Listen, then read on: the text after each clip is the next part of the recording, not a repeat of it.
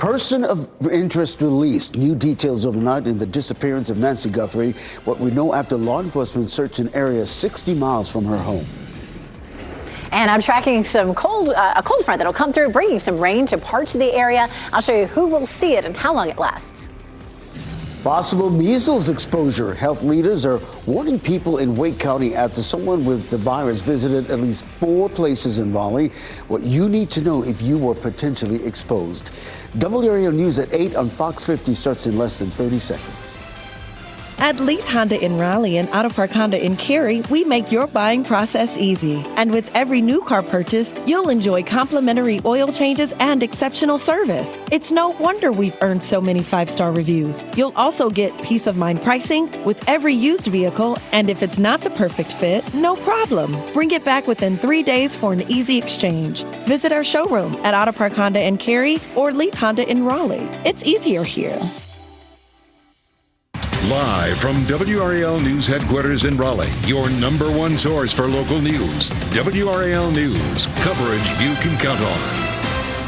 Good morning. It's 8 a.m. on your Wednesday morning. Thanks so much for joining us here on Fox 50. I'm Laura Levine. And I'm Ken Smith. Of course, we got all those stories and developments surrounding Nancy Guthrie. We'll get to all that in just a minute. But first, let's get over to meteorologist Elizabeth Gardner in the WRAL Severe Weather Center, tracking some rain heading our way. Our cold front sliding southward, and rain will ride along it. But of course, that front continues to trek down to the south, so it's going to drag a lot of that precipitation south with it. So up near the Virginia line, we just may not see as much rain. Right now, we're seeing some showers just in our southern tier counties down here across Hoke County, Cumberland County, Sampson County, and a little bit into the southern part of Wayne County. And I'm not sure that it'll move any farther north than that. It will shut off by the time we get to lunchtime and the sunshine reappears. That's going to bring us some warmer temperatures. We start off here with a live look at Fayetteville, and you can see the street here is wet, our Hay Street. The showers have been light so far. Our temperature is 55 degrees, so it's a very warm morning compared to what we've seen lately. Yesterday we were in the 20s to start with.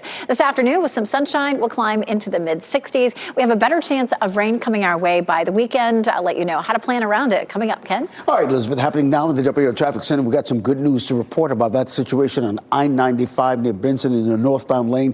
We just got reports from the State Highway Patrol that this crash near Highway 50 has cleared, but clearly we're still seeing some lingering delays. So if you're in a rush this morning, you have somebody rushing up I-95, you might want to have them get off on 301 and then work their way past Benson and then work their way back to I-95 just to be on the safe side. Bringing it back to Wake County, this I-40 and Lake Wheeler Road, you can see the bumper-to-bumper traffic, and that's the usual morning congestion that we see this time of the day there in that southern loop of the Beltline. You're looking at an 11-minute delay on that southern loop of the Beltline. Similarly, I checked the sensors on that northern loop of the Beltline, same delay as well, so 6 of one, half dozen of another. But you're coming in from Garner, Johnston County, no delay between Highway 36 and the Beltline, and also if you're navigating I-40 westbound through Raid Avenue, delay-free at this point. As we widen out the view, give you a look at what we're seeing on other major routes. We're seeing a little bit of a delay on US 1 coming in from Apex around Highway 55, but just a 7-minute delay. And our friends in Wake Forest, you know the drill, 12 minutes coming in on US 1 at this hour. You're getting ready to head into the car, though. Tune us in on the radio, 101.5 HD3. Ken, thank you. New information now overnight and the disappearance of Nancy Guthrie. Authorities have released a person they had detained for questioning. The person has not been charged in connection with this case. The development from around 3:30 this morning comes after law enforcement was spotted searching an Arizona home overnight. So this is video from Rio Rico, which is about an hour's drive from Guthrie's home in Tucson. Police have wrapped up their search of the property. The FBI has also released new doorbell camera images yesterday from Guthrie's home. The video was recovered with the help of private sector partners after authorities learned the camera was disconnected. The FBI says it is looking at other persons of interest as they continue their search. So Chris Levingood is in the WRAL Live Center this morning tracking the latest developments from this case. And Chris, we are hearing this morning from the man who says he was detained. Yeah, his name is Carlos Palazuelos, and I tell you what, Laura, I mean, he sounded very confused when we were listening to, in terms of when investigators were asking him questions why he was a person of interest. He says that he is a delivery driver, and he told reporters that he doesn't even know who Nancy Guthrie is, or even Savannah Guthrie, for that matter. He says he doesn't watch the news. And he was also asked if he had maybe delivered anything to Nancy Guthrie's house. He says it's possible, but he didn't quite know. Now, I want you to listen to what he was talking about when the reporters were trying to interview him. So what are you going to do now? Oh, try to clear my name. I didn't do anything. Well, Can you tell us your name again? I hope they get the suspect, because I'm not it.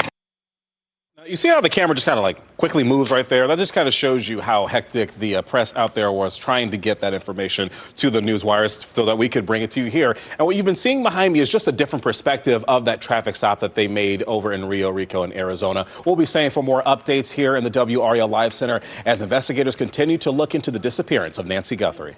Chris, thank you. And WRAL has been following new developments in this case since the very beginning. You can find our extensive coverage on the WRAL YouTube page. Just search Nancy Guthrie. The WRAL breaking news tracker was at the scene of a law enforcement investigation in Durham all morning long. Sheriff's deputies were at a home on Cheek Road. That scene cleared about 5:30 this morning after more than 2.5 hours. We've reached out to the Durham Sheriff's Office for more information. As soon as we learn anything new, we'll be sure to share with you.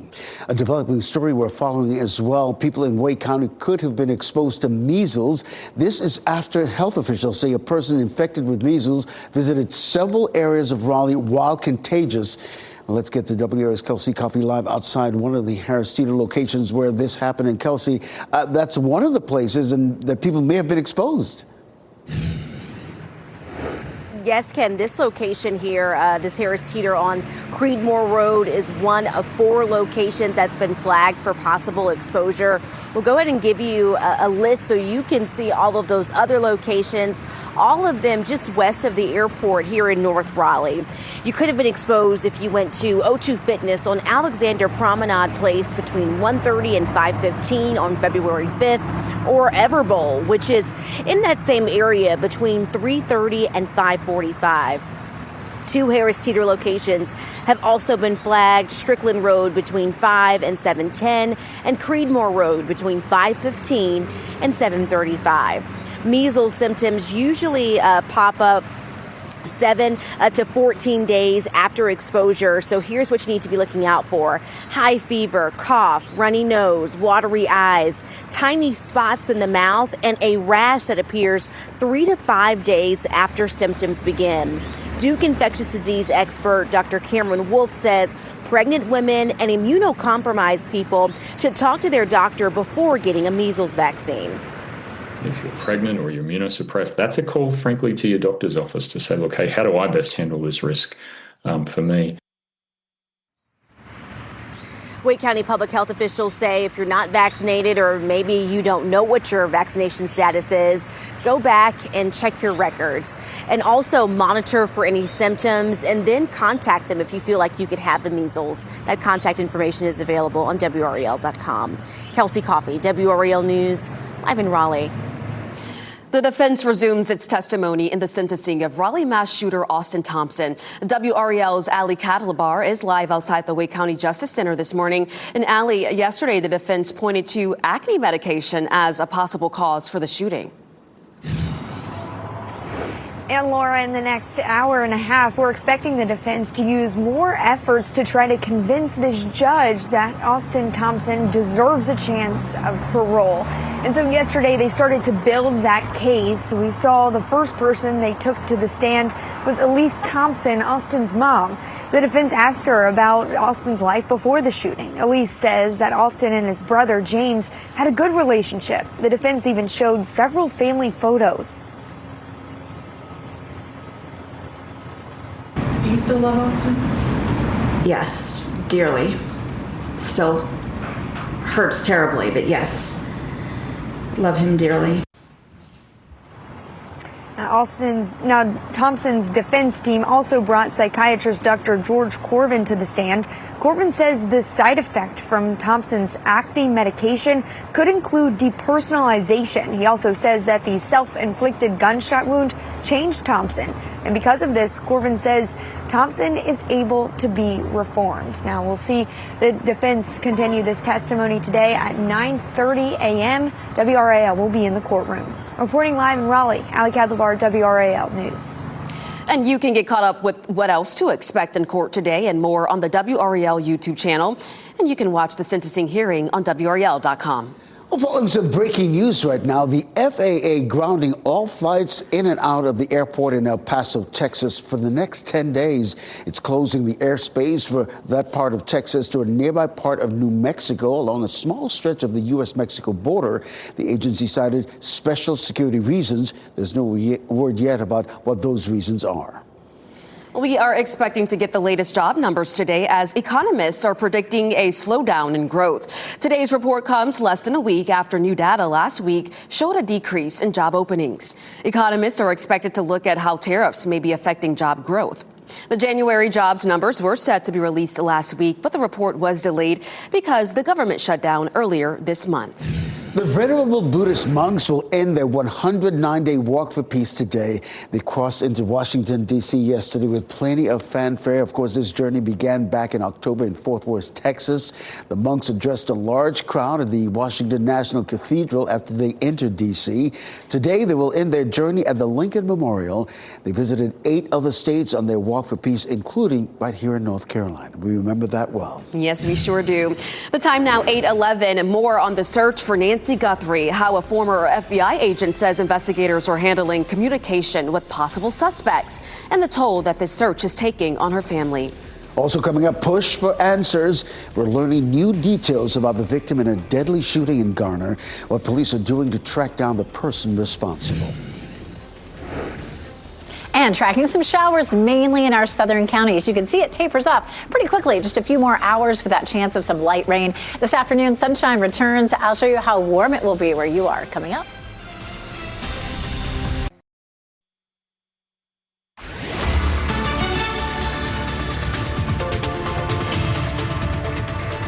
8:14, tracking a cold front that's sinking southward toward the coast. It does have some rain along it. It doesn't look like we're going to see a whole lot of rain on the north side of that front, so it's mostly going to be our southern counties. It couldn't completely rule out a few sprinkles, but the bulk of it will be down south, and even that's going to be fairly light. So from Goldsboro down toward Clinton and Fayetteville, that's where we're seeing a few stray showers right now. Our chance of rain goes down by the time we get to 11 o'clock or noon, and then after that, some sunshine reappears this afternoon with a mild afternoon. We take a look at Fayetteville, and there's definitely been a few light showers down Hay Street. Nothing heavy, but the street looks a little bit damp. Lunch break forecast. Our temperatures will be on the warm side, 58 at 10 o'clock, at noon 62, and that's about the time that the precipitation ends. You might catch a little bit of sunshine toward the end of the day. We'll see a high of around 65 and then dropping into the 40s this evening. Ken? That is what's happening now in the WRAL Traffic Center. We're getting reports of Cary police working a crash on Northwest Cary Parkway right near Chapel Hill Road. We're being told that it's an overturned vehicle in that particular area.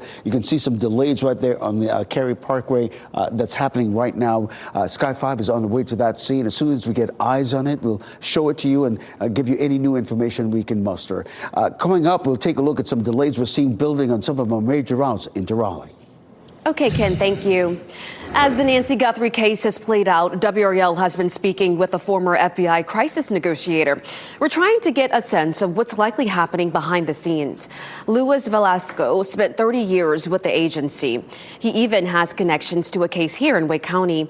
He worked on the Frank Jansen case in 2014. He says right now there will be crisis negotiators like him working with the Guthrie family. They'll be trying to manage the family's expectations. He also says if there are any open lines of negotiation with the kidnapper or kidnappers, these crisis negotiators will be trying to humanize Nancy. Call them by their name. Talk about maybe what some of the problems might be with them. Like in this case, we have medical issues with Miss Guthrie, right? Velasco says every kidnapping case is unique, but he also knows the FBI has been working hard to authenticate any communication that includes any ransom note that's coming in from possible kidnappers. New developments now in a deadly shooting out of Garner. Police asking drivers if they saw anything leading up to the shooting that happened late Monday night here. This is as we learn more about the victim from people who knew him. Garner police say they found Joseph Adams inside a car in the middle of Timber Drive. He was taken to the hospital where he was later pronounced dead. Police say he was less than 3 minutes from his home. Adams was a husband and father to 5 children. His friends and family are at a loss for words and are calling on the person who killed him to turn themselves in. I don't know what to say. I don't know how to feel. I've been numb. It's a different type of feeling. I lost my brother. Turn yourself in, man. You don't know who you took from us. Anybody that knows, ever met Joey Adams will remember Joey Adams. You know, he'll hold strong in your heart. Police are still searching for a suspect. If you were on Timber Drive between 6:30 and 7:30 on Monday night, you are being asked to contact Garner Police. That number is on your screen, and you can also find it in this story on WRAL.com. Governor Josh Stein and Republican lawmakers are facing off over what the governor calls an unconstitutional power grab. The issue is who should be in charge of conducting elections in North Carolina. North Carolina's governor has been in charge of elections for a century until last year. The legislature defended the change in court yesterday, saying they can take power from any political office in North Carolina. Stein's attorney argued voters need to know what powers and duties politicians might have before deciding who to vote for. In-person early voting starts tomorrow, by the way. People have until next Tuesday to request an absentee ballot. Primary election day is March 3rd. We have a full list of key races to watch in the NC Capitol section of our website, WRAL.com. Looking ahead now, President Trump is scheduled to visit Fort Bragg this week. The president and first lady plan to meet with military families and members of the special forces who carried out the operation in Venezuela to capture Nicolas Maduro. They will travel to Fort Bragg on Friday.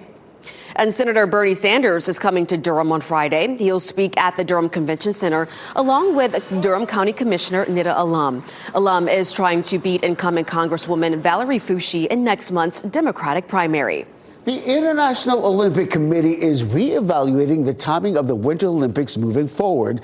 Let's bring in meteorologist Chris Michaels to show us how changing weather patterns affects venues and what this could mean for future games, Chris. Yeah, you know, and we're starting out by looking at the current games. According to Climate Central, they've seen a big warming trend in the month of February in Cortina, which is about 6,000 feet above sea level. Since the first time they hosted the game in the 50s, their temperatures in February have risen by more than 6 degrees, and in Milan it's been by nearly 6 degrees as well. In these two places, they see about 41 fewer days at or below freezing. So as you can imagine, it certainly affects the natural processes necessary to have that snow base for the skiers and the snowboarders. But it's not just the current site. There are 93 potential sites in the world, but a 2024 study shows that by 2050, that number could be down to 52 potential sites in the month of February because of the warming that's taking place during this month. Now, the IOC is suggesting that we maybe move the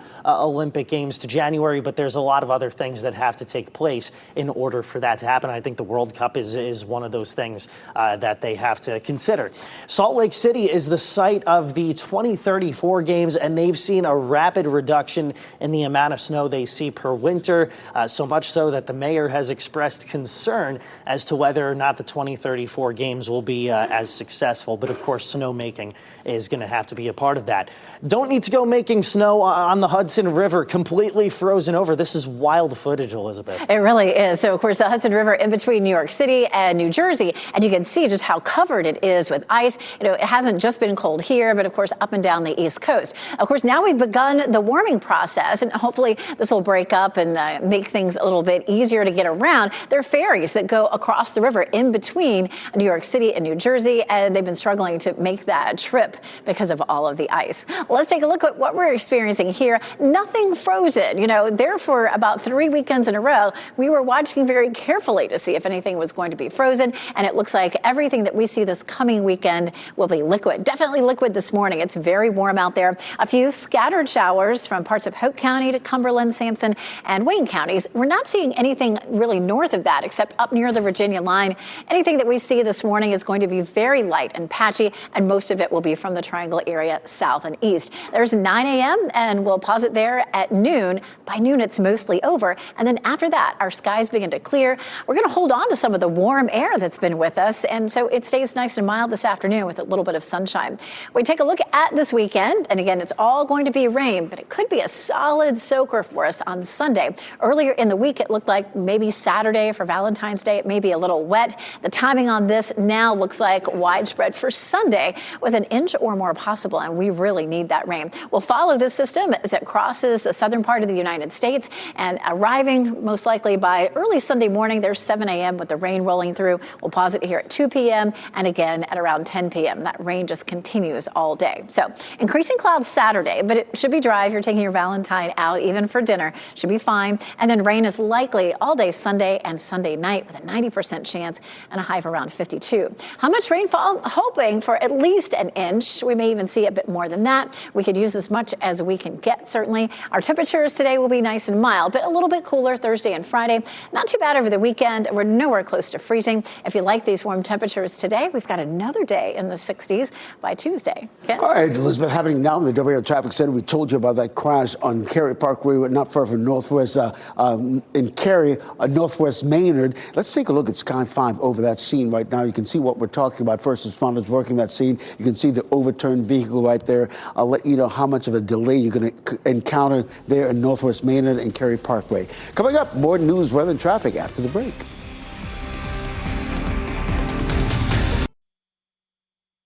As you get into your car, tune to WRAL News Plus on your radio. In Raleigh on 99.3 FM. In Durham, 96.5 FM. And everywhere on 101.5 HD3. Good morning. The time is 8:26. I'm Laura Levine. Let's get right over to meteorologist Elizabeth Gardner tracking our next weather maker, Elizabeth. Yeah, this cold front sliding on down toward the coast, taking some of that rain with it. Mostly what we're going to see along this front is light and patchy, and the bulk of it is going to be in our southern counties. Could be a quick sprinkle. We're seeing a little bit of that up there near Mecklenburg County, but Fayetteville, Goldsboro, down around Clinton and Rayford, that's where we're seeing just a little bit of light patchy rain right now. That tapers off by lunchtime, and the sunshine returns this afternoon, and the warm temperatures remain, so we'll see highs in the mid-60s. Ken? Happening now in the WRAL Traffic Center, we're following some breaking news in Cary, the Northwest Cary Parkway and Maynard and James Jackson Avenue, actually. There's an overturned vehicle right there at that intersection. You can see traffic is being detoured around that area. I'll keep an eye on it and let you know how much is going to continue to affect your morning commute. But right now, if you're in the Cary area, Maynard is actually the best alternate route to avoid that. I'll have another update at the bottom of the hour over on Fox 50. Some people in Wake County could have been exposed to the measles. The affected areas include the O2 Fitness on Alexander Promenade Place, the Ever Bowl in the same area, and the Harris Teeters on Creedmoor and Strickland Roads. The infected person was believed to have been there on February 5th. The defense resumed its testimony today in the sentencing of Raleigh mass shooter Austin Thompson. Attorneys for Thompson are trying to convince the judge that he deserves a chance at parole. The defense will continue their case later this morning and through the end of this week. Coming up next on Fox 50, the latest in the disappearance of Nancy Guthrie. And coming up on Today, meet the viral brothers of the USA hockey player.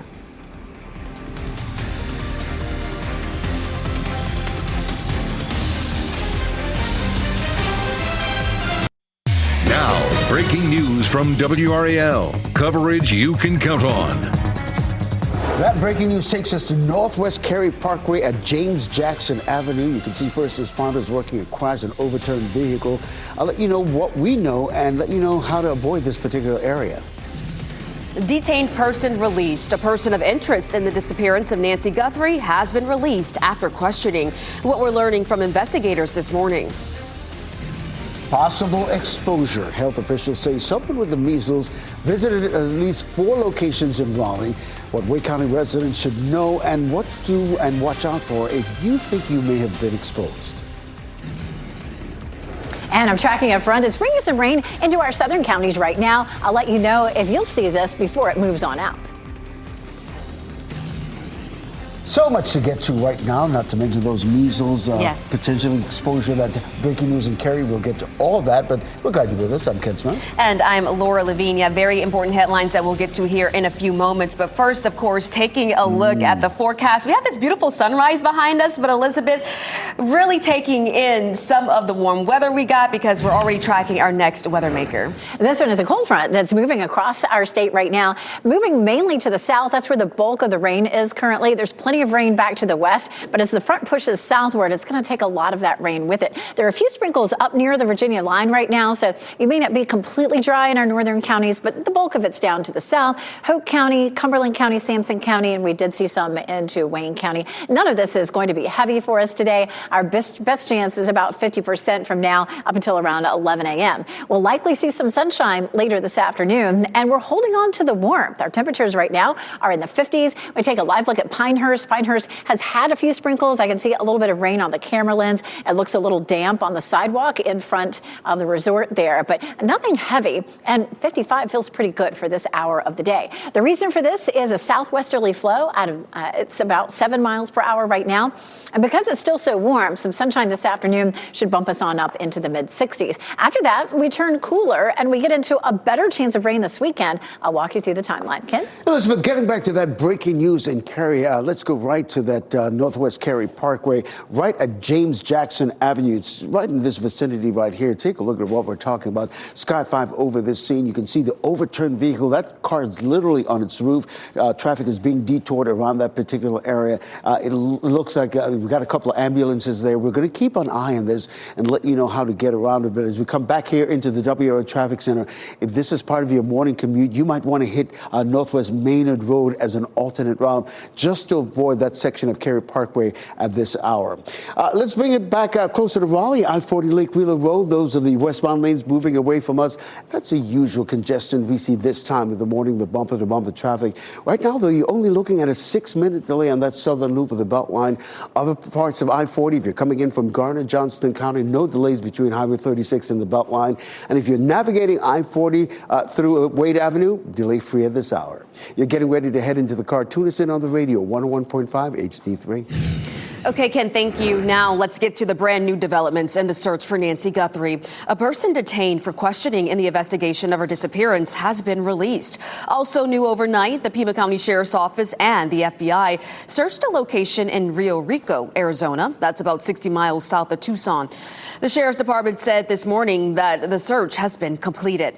So we are staying on top of all of the breaking updates regarding the case.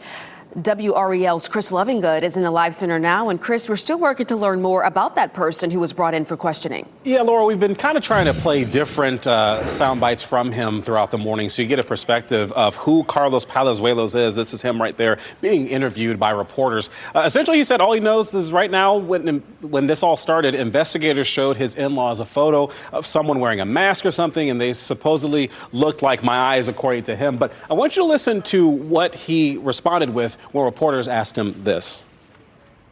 When they finally told you this had to do with some kidnapping, like what were you thinking? Like, what the am I doing here? I didn't do anything. To be honest, like, I'm innocent. And you don't even know who the lady is? Do you know who Savannah Guthrie is? No. Nothing. I don't follow the news. Right. I don't watch. You don't watch the Today Show? No.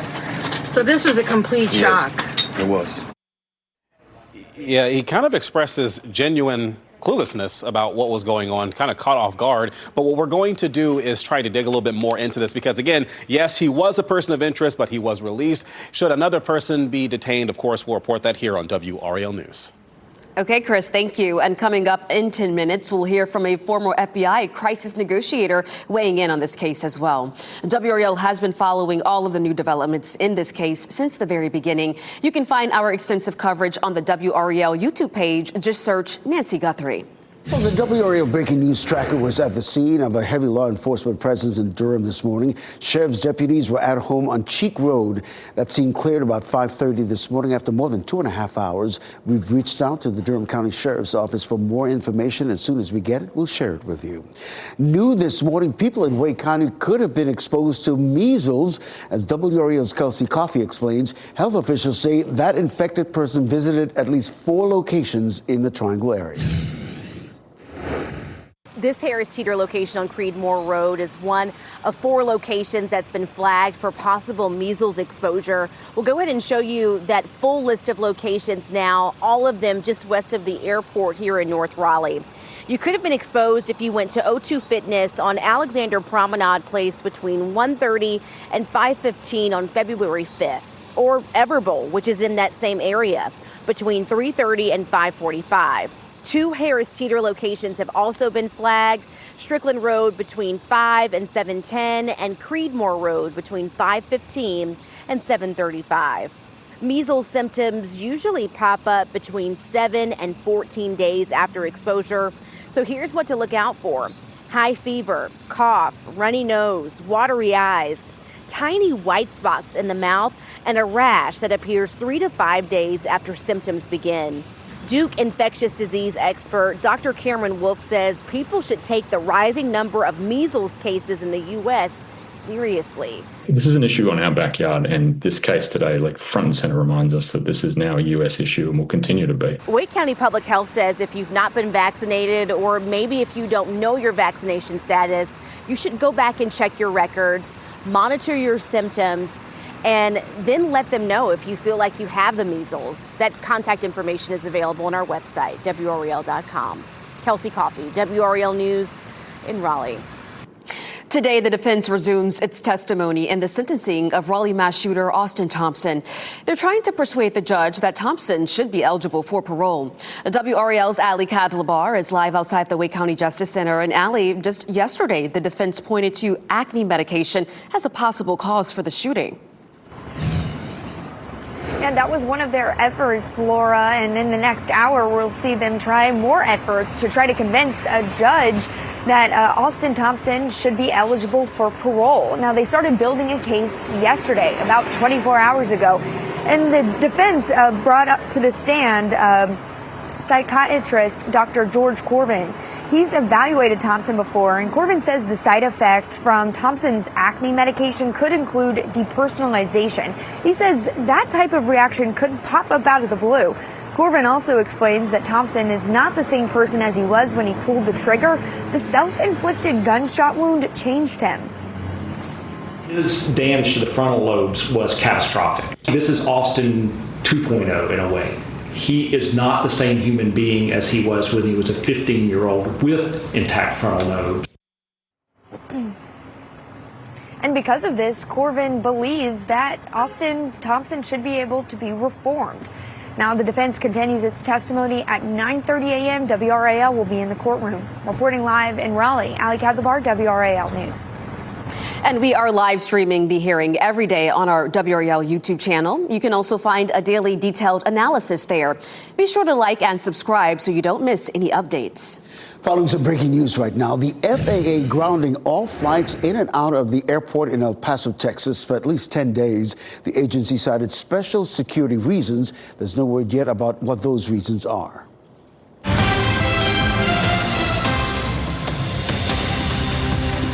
Here's what we're watching for today in the Winter Olympic Games. Snowboarder Chloe Kim is on top of the leaderboard after her women's snowboard half-pipe this morning. Also, medals were awarded in multiple skiing events, luge, speed skating, and figure skating as well. And Team USA men's curling begins their competition today against Czechia. And taking a look at the medal count, Norway is at the top of the board with 12 medals, followed by Italy with 11. Team USA took a silver medal in men's alpine skiing this morning and is now in the third place with 8 medals. Japan and Germany round out the top 5. Happening today, the city of Seattle is expecting more than 1 million people as the Seahawks host their Super Bowl victory parade. They beat the New England Patriots, of course, Sunday to win Super Bowl 60, their first win in 12 years. So this is video of crews preparing Lumen Field for part of the big celebration. This massive banner will be the backdrop on the stage where the team is once again presented with the Vince Lombardi Trophy. After the stadium ceremonies, they'll board 4 double-decker buses and ride through downtown Seattle to the Seattle Center. The trophy ceremony starts at 10 and the parade begins at 11.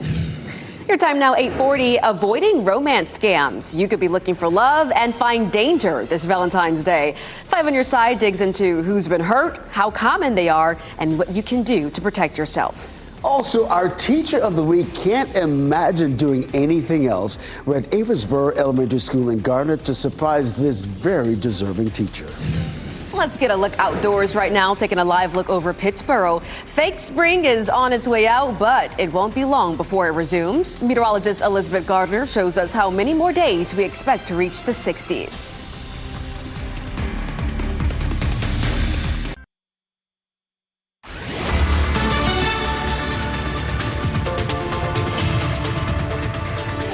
.44, checking out our next weather maker, which is bringing some showers mostly to our southern counties. You can see this little band that's up there near the Virginia line. We'll take a look at Dill Doppler 5000 radar. A little bit of rain up there in Mecklenburg County, Virginia. But most of it is down here to the south, closer to the front. We'll zoom in here, and you can see some showers from Rayford over toward Fayetteville, Hope Mills, and Clinton. It's likely to just continue to push southward as that front moves southward. That front's going to take that rain right along with it. So we're done with it by lunchtime, and we should see some sunshine breaking out later on this afternoon. One of the spots that has seen some light showers is Fayetteville, and you can see it's not very heavy. There's not enough for ponding or puddles on the road there, but it's just a little on the damp side. This afternoon, the sunshine should break out, and it will be a nice afternoon to be at the park with those highs in the mid-60s. We have one more day in the 7-day forecast. It'll be this warm. I'll show you that coming up, Ken. Elizabeth, we're staying on top of that breaking news in Cary, more specifically Northwest Cary Parkway at James Jackson Avenue. You can see that an overturned vehicle that's causing this delay. Here's some brand new video into our newsroom with the help of Sky 5. You can see that overturned vehicle. There are a couple of ambulances there as well. We're working to get more information to exactly what happened and whether or not there are any injuries. Back here into the WRAL Traffic Center, though, if you have to navigate Northwest Cary Parkway, I would recommend Northwest Maynard Road as an alternate route. We'll have another look at this coming up in less than 10 minutes. Okay, Ken, thank you. WRAL has been speaking with the former FBI crisis negotiator about the Nancy Guthrie case to try to get a sense of what's been happening behind the scenes. Luis Velasco spent 30 years with the agency, including with the case here in Wake County. He worked on a Frank Jannison kidnapping case in 2014. He says the FBI may only be sharing the images from Nancy Guthrie's doorbell camera now because it took time to retrieve them from the damaged doorbell. Or he says there may have been a key reason the agency can't share as this investigation continues. I want the public to know that they're really good at what they do. And they have to have optimism. And I would reach out, I would say to the family to keep hope and that we're all praying for the family. Velasco says right now crisis negotiators like him are working with the Guthrie family. They'll be trying to manage the family's expectations. And at the same time, if there are any open lines of negotiation with the kidnapper or kidnappers, they'll be trying to humanize the victims.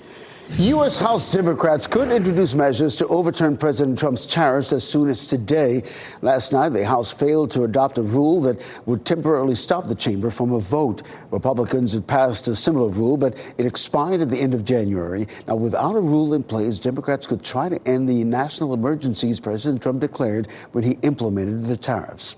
Well, emotions are always high on Valentine's Day, with or without a partner, and sometimes scammers can take advantage of those emotions, leaving victims hurt in their hearts and wallets. 5 News size Alex Littlehills digs into the numbers behind the romance scam. Romance scams, they sound like what they are, a scammer playing to someone's emotions, gaining their trust, promising some kind of romantic relationship, only to dupe them out of their money. What they're going to do immediately begin to compliment you. They're going to talk about all the things that you have in common. These cases are more common than you might think. In 2024, 519 North Carolinians reported being a romance scam victim to the FBI, totaling more than $18 million in losses. Nationally, the FBI tracked 17,000 victims of romance scams, and that's believed to be a major undercount of the real number. So tonight, I'll actually show you a real case here in Wake County so you know what they look like and how to avoid that. I'm Alex Littlehills for 5 on Your Side. This morning, we're hearing from North Carolina native Brooke Simpson about her latest project, and it's a big one. Simpson is best known for being a finalist on season 13 of The Voice and season 16 of America's Got Talent. So this is video of her rehearsing in a new off-Broadway musical. It's called Blood Love, and it's a vampire pop opera. It's Simpson's first time on stage in a principal role. She says that she is loving her life on stage in New York City. I'm so excited to be out here and making art come to life. You know, I feel like that's what really changes the world, and that's what we need right now. So cool. So Blood Love runs from March 3rd to the 29th at Theater 555 in New York City. You can get tickets at bloodlove.com. Her success makes all of us very happy. Our teacher of the week always wanted to be a teacher from as far back as she can remember. Now she's living out her childhood dream in her very own classroom at Aversboro Elementary School in Garner. Beautiful. All right, I'm going to give you a word. The word to describe Anna Thome when it comes to teaching is enthusiastic. Do we need Kicking King by himself? No, but good job listening for your sound. Ms. Thome is always eager to find ways to make sure her kindergarten students at Aversboro Elementary are learning and thriving. I grew up in a neighborhood that had a lot of younger children, and I was always the oldest. And, you know, I would grab all of the neighbors and we would play school, and I babysat all of them for free. And it was just kind of always something I wanted to do. Now, let's look at Cashton's sound. What sound does Cashton have? Ms. Thome remembers back in high school as an intern getting a chance to do what she's doing now professionally. She remembers then and now, that time being the best part of her day. Then I get here and I see all my kids and all of their lovely smiles and all the excitement, and they are just so excited to learn that I have loved every minute of working here and being a teacher. All right, hands on your head. Hands on your shoulders. Ms. Thome says one of her greatest joys is seeing her young students evolve over the course of a school year. They get taller, they get smarter, and you get to watch all of that happening in real time. It's a very proud moment to watch them, not even just for me. Like, I'm proud of myself for getting them there, but I'm so proud of them for being able to get themselves there. Ms. Thome, you are WRAL's Teacher of the Week. Give her a big round of applause, boys and girls. Yay! I love that. If you'd like to nominate a teacher, go to WRAL.com, enter Teacher of the Week in the search box. Well, happening now here in the WRAL Severe Weather Center, that warm weather, Elizabeth, is moving out and taking shape for our next system we're tracking. Yeah, so this one's just going to bring us a little bit of light patchy rain. Did you bring your umbrella this morning? No, I didn't. You know, you're going to be fine because it's going to be gone by the time we all leave this building. So it's in and out pretty quickly. We do have some light showers just in our southern counties and a teeny tiny band that's up to the north. So we'll watch that sneaking through. But that's going to be so light that it probably won't even show up in the rain gauges. As we head through this morning, we're going to see the rain moving out easily by lunchtime. Some clouds linger right through noon. But look at this. I mean, after lunchtime, the clouds will clear. We'll see some sunshine and the warm temperatures will hang around. So we'll make it back into the mid 60s for highs this afternoon. We're warm right now. Temperatures are in the 50s as you're heading out the door. And so 65 is definitely attainable with some sunshine this afternoon in Raleigh and Durham. And then almost 70 in Fayetteville. Officially at RDU, we hit 70 yesterday. It was incredible. Taking a look here at Pinehurst, it's definitely been raining a little bit. It's been light. You can see a few raindrops on the camera lens, and there's a little bit of a puddle there a little closer to the resort. Definitely gray skies there still. It's 55 degrees in the Triangle with a southwest wind at around 7 miles per hour. Mid to upper 50s, even 60 degrees down there in Fuquay Arena. So it's a very warm start this morning. As a matter of fact, temperatures are anywhere from 20 to 30 degrees warmer than this time yesterday. And it was a huge swing yesterday. Yesterday morning, we were at 27, and in the afternoon, 70. That was a 43-degree jump. The biggest we've seen in a 10-hour period is 45 degrees, and that happened back in 1981 and again in 2001. So that was an unusual situation yesterday for sure. Our temperatures are warmer than normal now. As we get into Thursday and Friday, we're back to at or a little below normal. Our normal high is 55, and we'll see 50s Thursday through Sunday before a little bump up again for next week. Valentine's Day forecast, we'll see increasing clouds, but the rain holds off. We don't see the rain until much later Saturday night into Sunday, but be prepared for an all-day soaker on Sunday. It's been a long time since we've seen that. A lot of people do have Monday off, and right now it looks nice for President's Day with some sunshine and a high of 60. Elizabeth, thank you. Before we had to break, here are the winning lottery numbers. We'll get another check on weather and traffic up next.